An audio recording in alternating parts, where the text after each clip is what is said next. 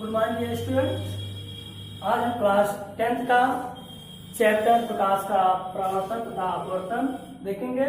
इसमें हमारा आज का टॉपिक है प्रकाश का अपवर्तन। प्रकाश का अपवर्तन आप परावर्तन पढ़ चुके हैं।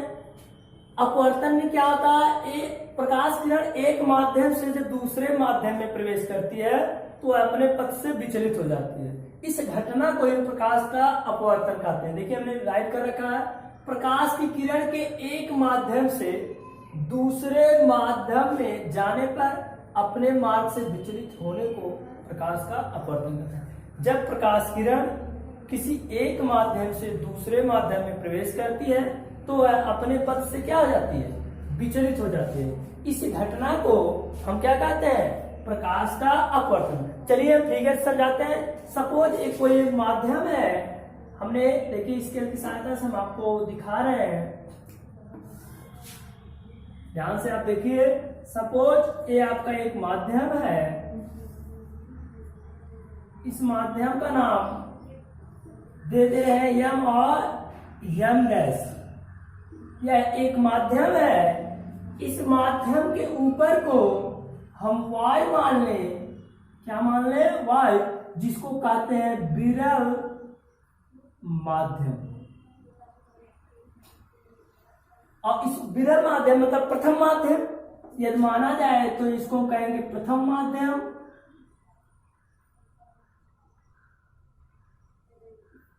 यम एम डैश स्थल के ऊपर वाला प्रथम माध्यम और नीचे वाला द्वितीय माध्यम होता है, जिसको कहते हैं टू माध्यम, और इसको कहते हैं फर्स्ट माध्यम। और प्रथम माध्यम को मान लें हमारा वायु है और द्वितीय माध्यम हमारा जल है।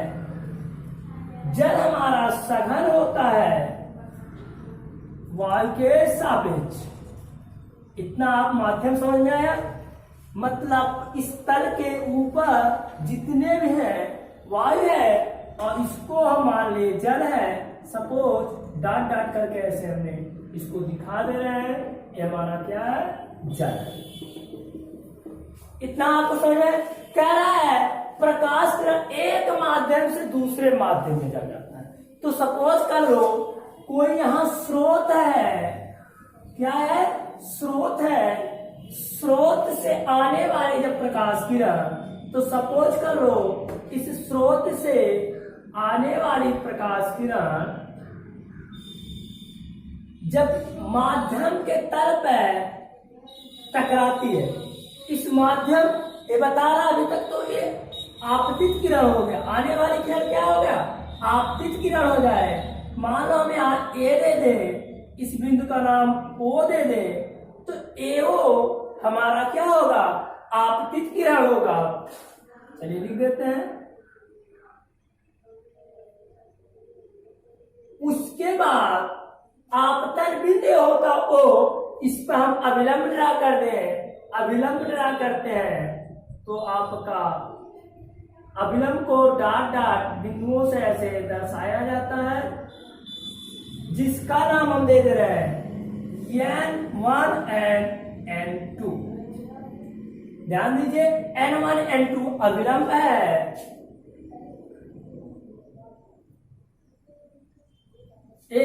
ओए आपतित किरण। अब देखिए अभी तो एक तल में है, किसमें है, प्रथम माध्यम में है। अब जब दूसरी माध्यम में जा रहा है तो इसको क्या, इसको सीधा ऐसे निकल जाना चाहिए था, सीधा इसको निकल जाना चाहिए था ऐसे डाट डाट कर। लेकिन ये सीधा ना निकल कर क्या हो रहा है, थोड़ा सा ये अभिलंब की तरफ झुक जाता है, ऐसे होकर जाना, अपवर्तित हो रहा। तो यह आपतित और इस किरण का नाम हम दे देंगे, तो हमारा ओ भी क्या होगा, अपवर्तित किरण होगा। ओके, अब आपको देखिए इसको यहां से होना चाहिए, लेकिन इधर ऐसे झुक गया। अब यहां अभिलंब और आपतित किरण के बीच जो कोण बना होता है आई कहलाता है। ये क्या होता है, आपतन कोण। क्या होता है? आपतन कोण। और ये हमारा क्या होता है? यहाँ आर होता है, इस कोण को अपवर्तन कोण कहते हैं, अपवर्तन कोण।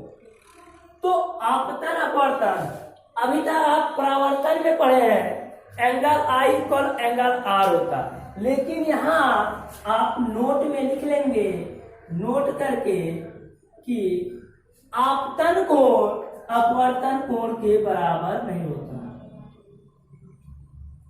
आपतन कोण एंगल आई अपवर्तन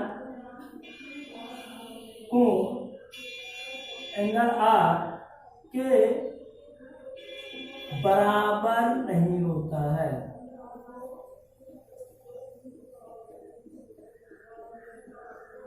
अर्थात angle i equal not angle r. ध्यान देंगे, अपवर्तन में आई इक्वल आर कभी नहीं होता है, ठीक है। और आपतित किरण, अपवर्तित किरण, वो भी। अब यहाँ आपको एक फिगर समझ में आना चाहिए। जब यहाँ हम कहेंगे, जब कोई प्रकाश किरण विरल माध्यम से सघन माध्यम में जाता है तो वह अभिलंब की ओर झुक जाता है। ये पॉइंट याद होना चाहिए। जब कोई प्रकाश किरण विरल माध्यम से सघन माध्यम में प्रवेश करता है तो वह अभिलंब की ओर झुक जाता है। क्या हो जाता है? अभिलंब की ओर झुक जाता है, ठीक है। ऐसे स्थिति में आपतन कोण अपवर्तन कोण से क्या होता? बड़ा होता है। सदैव जब विरल से सघन में प्रकाश किरण प्रवेश करता है तो एंगल आई ग्रेटर होता है एंगल आर से। आपतन कोण परावर्तन कोण से क्या होता है? बड़ा होता है। तो इस स्थिति में जब विरल से सघन में जाता है तो प्रकाश किरण में, यानी कि कोणों में आपतन कोण सदैव बड़ा होता है परावर्तन कोण से। याद होना चाहिए। तो आपको ये पद समझ में आया होगा। जब कोई प्रकाश किरण, इस फिगर से समझ में आया जाना चाहिए कि जब कोई प्रकाश किरण विरल माध्यम से सघन माध्यम में प्रवेश करता है तो वह अभिलंब की ओर झुक जाता है। और इसका दूसरा फिगर मैं आपको इधर दिखा दे रहा हूं। जब प्रकाश किरण सघन से विरल में प्रवेश करेगा तब क्या होगा, चलिए देखते हैं। ये हमारा तल है। कौन सा तल है? ध्यान दीजिए, ये हमारा तल है जो पृथक कर रहा है, जिसको हमने यहाँ एम और एम डैश पृथककारी तल है जो सघन और विरल को अलग कर रहा है, पृथककारी तल है, ठीक है। अब यहाँ हमने क्या माना था? वाई। अब इसी का उल्टा, पहले माध्यम को, माध्यम फर्स्ट को यदि हम मान ले जल, क्या मान ले? जल, जो क्या होता है? सघन होता है, ओके। अब दूसरे माध्यम को हमने मान लिया, दूसरा माध्यम हमने मान लिया वायु, जो क्या होता है? विरल होता है, ओके। अब प्रकाश किरण सघन से प्रवेश करे विरल में, तो चलिए देखते हैं। ये विरल माध्यम में यहां लिख देते हैं वायु।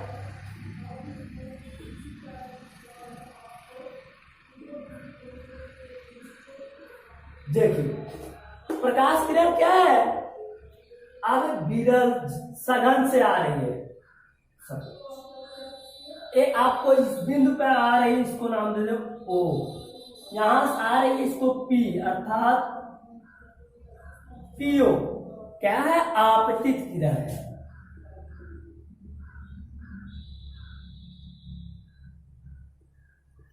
ध्यान दीजिए, आपतित किरण है। किस माध्यम में है? जल में। और यहां हम अभिलंब ड्रा कर देते हैं। अभिलंब को डॉट डॉट बिंदुओं से दर्शाते हैं। देखिए आपतन बिंदु O है, इसको N1 और N2 मान लिया गया। ये जल है तो जल वाले को हम थोड़ा सा बूंदी बूंदी डॉट कर दे रहे हैं, आप ध्यान दीजिए। क्या है, इसको जब सघन में जाता तो इसको ऐसे सीधे निकल जाना चाहिए था, लेकिन सीधे ना निकल कर क्या होता, अविलंब से दूर हो जाता है, ऐसे चला जाता है। ऐसे देखिए यहां क्यों मान लें ए आपका, तो यहां आपतन कोण है, ये अपवर्तित किरण है, ये हमारा क्या है, अपवर्तित किरण, ये आपका अपवर्तित किरण है। और ये एन और N2 हमारा क्या है, अविलंब है। और यहां क्या है, आपतन कोण है। आपतन कोण को I से प्रदर्शित करते हैं, और ये देखिए अविलंब से दूर गया है, पहले यहां होना चाहिए था, वास्तव में देखा जाए यहाँ, लेकिन ना, ये आपको दूर चला गया, तो ये क्या हो गया, अपवर्तन कोण हो गया है। क्या हो गया है, अपवर्तन कोण, जिसे R से, तो आपको इससे पता चल गया जब कोई प्रकाश किरण जल से अर्थात सघन माध्यम से विरल माध्यम में प्रवेश करता है तो अविलंब से दूर हो जाता है। देखिए अविलंब से दूर, इसको यहां रहना चाहिए था, ये दूर चला गया। इस स्थिति में आपतन कोण छोटा होगा अपवर्तन से, यहां अंग आपतन कोण छोटा होगा अपवर्तन कोण से, एंगल I क्या होगा, छोटा होगा एंगल R इस स्थिति में। लेकिन इसका अपोजिट यहां था कि यहां क्या था, एंगल I ग्रेटर था एंगल R। तो आई होप आपको इस समझ में आ गया होगा प्रकाश का अपवर्तन क्या है। जब प्रकाश किरण एक माध्यम से दूसरे माध्यम में जाती है तो वह अपने पथ से विचलित हो जाती है, अर्थात मार्ग से विचलित हो जाए तो सीधा ना जाकर इधर। देखिए क्या अपने पर इसको सीधा जाना चाहिए था। देखिए जब प्रकाश किरण एक माध्यम से दूसरे में जाना सीधा जाना चाहिए, लेकिन सीधा ना जाने से बजाय क्या इधर अविलंब की तरफ आए, इसी तरह विचलित हो जाना, मतलब सीधा ना जाके चाहे इधर आ जाए चाहे इधर। इसमें देखिए अविलंब की तरफ झुका है, इसमें अविलंब से दूर। तो इस कंडीशन में हम कहते हैं अपवर्तन, प्रकाश का अपवर्तन इसे कहते हैं। तो विचलित होने का प्रकाश का अपवर्तन कहते हैं। आपको याद होना चाहिए जब कोई प्रकाश किरण विरल माध्यम से सघन में प्रवेश करती है तो वह अविलंब की ओर झुक जाती है, तब अपवर्तन कोण बड़ा होता है, आपतन कोण बड़ा होता है अपवर्तन कोण से। लेकिन दूसरा, जब प्रकाश किरण सघन से विरल में प्रवेश करती है तो वह अविलंब से दूर चली जाती है। इस स्थिति में आपतन कोण सदैव अपवर्तन कोण से छोटा होता है। तो आई होप आपको ये वीडियो समझ में आया होगा। आप इसको और देखिए, फिर आगे इसके बताते हैं। ध्यान से इसको देख लीजिए, फिर हम आगे चलते हैं। तो देखिए बेटे, प्रकाश के आपने अपवर्तन पढ़ लिया। अपवर्तन क्या होता है, जब प्रकाश किरण एक माध्यम से दूसरे माध्यम में जब प्रवेश करती है तो अपने पथ से विचलित हो जाती है। विचलित होने को ही प्रकाश का अपवर्तन कहते हैं। अब उससे संबंधित कुछ बिंदु हैं जो आप पढ़ते हैं, आपतित किरण, अपवर्तित किरण, आपतन बिंदु, आपतन कोण, अपवर्तन कोण। ठीक है, चलिए देखते हैं आपतित किरण क्या है। पहले माध्यम से चलकर दूसरे माध्यम के सीमा पृष्ठ पर, पहले माध्यम से चलकर दूसरे माध्यम के सीमा पृष्ठ पर गिरने वाली किरण को आपतित किरण कहते हैं। चलिए हम फिगर से बता दे रहे हैं। मान लो यम और यम डैश सीमा पृष्ठ है, क्या है, यम और यम डैश क्या है, सीमा पृष्ठ है। क्या कहा है, पहले माध्यम से चलकर सपोज कर लो ए है और ओ है, पहले माध्यम से चलकर सीमा पृष्ठ, माध्यम के सीमा पृष्ठ पर, दूसरे माध्यम के सीमा पृष्ठ पर गिरने वाली किरण, मतलब पहले माध्यम से चलकर दूसरे माध्यम के सीमा पृष्ठ पर गिरने वाली किरण को आपतित किरण, अर्थात ए और ओ। तो आपतित किरण यहाँ फिगर से देखा जाए क्या है, ए और ओ इस फिगर में। आगे आपतित किरण जब दूसरे माध्यम में प्रवेश करती है तो यह किरण अपवर्तित किरण हो जाती है। आपतित किरण देखिए इसको सीधा जाना चाहिए, लेकिन सीधा ना जाकर क्या होता है, वह अभिलंब की तरफ यूं झुक जाता है। हम यहाँ अभिलंब ड्रा कर लेते हैं, ठीक है। तो यहाँ आपतन कोण हो जाता है और एक अपवर्तन कोण आर हो जाता है। क्या हो जाता है, आपतन और अपवर्तन है, अपवर्तन आपतन अपवर्तन कोण, सॉरी आज आओगा। तो देखिए ये क्या है, ए हम मान ले बी, तो ओ भी हमारा क्या हो जाएगा, अपवर्तित किरण हो जाएगा, ओ और बी। देखिए आपतित किरण जब दूसरे माध्यम में प्रवेश करती है, मतलब ए ओ जब ओ बी दूसरे माध्यम में प्रवेश किया, माध्यम एक फर्स्ट है और ये माध्यम क्या है, टू है। तो जब दूसरे माध्यम में प्रवेश करती है तो क्या हो जाता है, अपवर्तित किरण हो जाता है। फिगर समझ में आया, चल देखते हैं। अब अपवर्तित जब समझ में आया तो आपतन बिंदु क्या होता है, ओ इज आपतन बिंदु है। परिभाषा क्या है, आपतित किरण दूसरे माध्यम के सीमा पृष्ठ के जिस बिंदु पर मिलती है, आपतित किरण दूसरे माध्यम, आपतित किरण दूसरे माध्यम के सीमा पृष्ठ के जिस बिंदु पर मिलती है, आपतित किरण दूसरे माध्यम के सीमा पृष्ठ के जिस बिंदु पर मिलती है वह बिंदु आपतन बिंदु कहलाता है। क्या, आपतित किरण दूसरे माध्यम के सीमा पृष्ठ के जिस बिंदु पर मिलती है वह बिंदु आपतन बिंदु कहलाता है। देखिए आपतित किरण दूसरे माध्यम के सीमा पृष्ठ के जिस बिंदु पर मिलती है, तो देखिए जिस बिंदु मतलब ओ पर मिलती है तो उसे आपतन बिंदु कहते हैं। तो यहाँ आपतन बिंदु क्या है, ओ है। देखिए वो अपने यहाँ दिखाया है कि आपका ओ है। ओके, अब आता है अपवर्तन कोण। अपवर्तन ये तो हमारा अभिलंब है जिसको n1 और n2 से दर्शाया, ये हमारा अपवर्तन कोण है।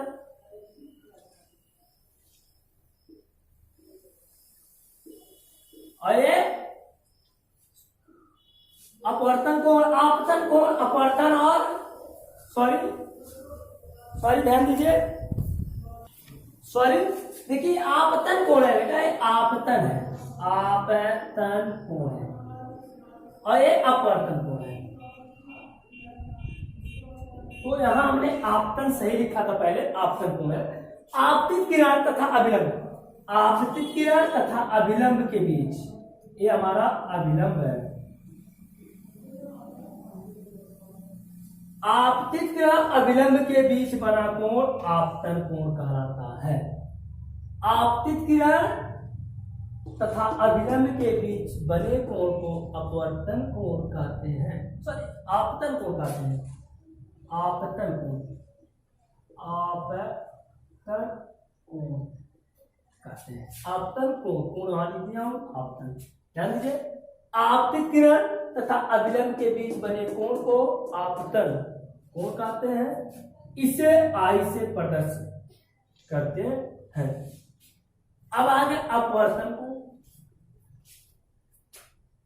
अपवर्तित तथा अभिलंब के बीच, देखिए अपवर्तित तथा अभिलंब के बीच बने कोण को अपवर्तन कोण कहते हैं। इसे आपसे तो अपवर्तित कोण, अपवर्तित किरण ये है, आप पढ़ चुके हैं। अपवर्तित किरण और अभिलंब, मतलब इस किरण और अभिलंब के बीच बने कोण को अपवर्तन कोण कहते हैं। तो आई होप ये बिंदु आपको याद हो गई होंगी, ठीक है। इसे ध्यान से देखिए, स्क्रीनशॉट ले लीजिए, आप इसको राइट कर लीजिए। इसके आगे हम बताते हैं। तो अगला इसके छठा जो पॉइंट है प्रकाशीय सघन माध्यम, जिसको हम सघन माध्यम भी कहते हैं। प्रकाशीय सघन माध्यम को सघन माध्यम भी कहा जाता है। क्या होता है?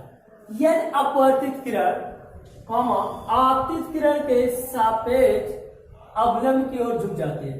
यदि अपवर्तित किरण आपतित किरण के सापेक्ष अवलंब की ओर झुक जाती है तो दूसरा माध्यम पहले माध्यम के सापेक्ष प्रकाशीय सघन कहलाता है।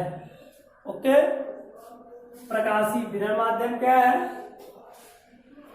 यदि अपवर्तित किरण आपतित किरण के सापेक्ष अविलंब से दूर हट जाती है तो दूसरा माध्यम पहले माध्यम के सापेक्ष प्रकाशीय विरल माध्यम कहलाता है। ध्यान दीजिए क्या करा कि अपवर्तित किरण आपतित किरण के सापेक्ष अविलंब से दूर हट जाती है तो दूसरा माध्यम पहले माध्यम के साथ प्रकाशीय विरल कहलाता है। प्रकाशीय विरल माध्यम कहलाता है। तो आई होप प्रकाश के अपवर्तन संबंधी जो कुछ महत्वपूर्ण बिंदुएं थे आपने उसे पढ़ लिया और समझ लिया। अब हम देखते हैं पढ़ना है अगला टॉपिक अपवर्तन के नियम। तो अपवर्तन के नियम दो होते हैं। चलिए क्या क्या है इसे हम देखते हैं और समझते हैं। ओके, और ये बहुत इंपॉर्टेंट है। अपवर्तन के नियम एग्जाम में पूछे जाते हैं और इन बिंदुओं को जो पढ़ाया गया है ये भी आपको याद होना चाहिए। बिना इन बिंदुओं से हम न्यूमेरिकल नहीं कर पाएंगे। ये बिंदु हमें याद होंगी तभी हम न्यूमेरिकल समझ पाएंगे। चलिए देखते हैं आपको अपवर्तन के नियम। तो अपवर्तन के नियम, अपवर्तन के में दो नियम होते हैं, हमने आपको पहले बताया। देखिए क्या है पहला नियम। प्रथम नियम आपतित किरण अपवर्तित किरण तथा अविलंब आपतित किरण अपवर्तित किरण तथा आपतन बिंदु पर अविलंब तीनों एक ही तल में होते हैं। जो परावर्तन के नियम है वही नियम इसका पहला भी है। सेम एकदम वही है। आपतित किरण बस नाम बदला है, परावर्तित किरण या अपवर्तित किरण। आपतित किरण अपवर्तित किरण तथा आपतन बिंदु पर अविलंब तीनों एक ही तल में होते हैं। दूसरा, किन्हीं दो माध्यमों के लिए तथा एक ही रंग के प्रकाश के लिए, मतलब कोई दो माध्यम हो और जो प्रकाश किरण का एक प्रकाश किरण जो रे निकलते हैं सात होते हैं। विवगैरो आप पढ़ेंगे नेक्स्ट चैप्टर में। विवगैरो तो 7 किरणों में किसी एक किरण की बात हो, 7 किरण नहीं 7 कलर के किरण निकलते हैं जिसको विवगैरो पढ़ा गया। ठीक है, विवगैरो। तो किन्हीं दो माध्यमों के लिए, माध्यम दो हो तथा एक ही रंग के प्रकाश के लिए, प्रकाश किरण एक रंग का हो, चाहे नीला हो चाहे ब्लू हो, ओके, चाहे रेड हो, तो विवगैरो में से किसी एक कलर का हो, एक ही रंग के प्रकाश के लिए आपतन कोण की ज्या जिसको साइन कहते हैं हिंदी में तथा अपवर्तन कोण की ज्या साइन का अनुपात एक नियतांक होता है। अर्थात कहना चाह रहा है sine i upon sine r equal नियतांक। यह दूसरा नियम में इतना तक आपको लिखना है। इसको लैंग्वेज में लिखा गया, इसी को लैंग्वेज में लिखा गया। ओके, समझ में आया? चलिए इस नियम को हम क्या कहते हैं? स्नेल का नियम भी कहते हैं। इस नियम को स्नेल का नियम भी कहते हैं। और नियतांक हमारा क्या कहलाता? अपवर्तनांक कहलाता है। क्या है? इस नियतांक के पहले माध्यम के सापेक्ष दूसरे माध्यम अपवर्तनांक कहते हैं। ठीक है, क्या है? ध्यान दीजिए, कह रहा इस नियतांक को पहले माध्यम के सापेक्ष दूसरे माध्यम का अपवर्तनांक कहते हैं।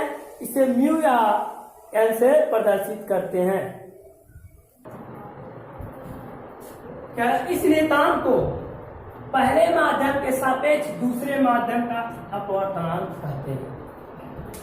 इस नियतांक को पहले माध्यम के सापेक्ष दूसरे माध्यम का अपवर्तनांक भी कहते हैं। इसे मतलब अपवर्तनांक को लिख सकते हैं। अपवर्तनांक को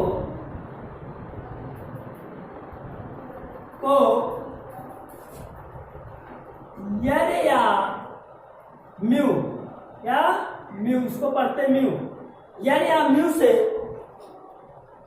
प्रदर्शित करते हैं।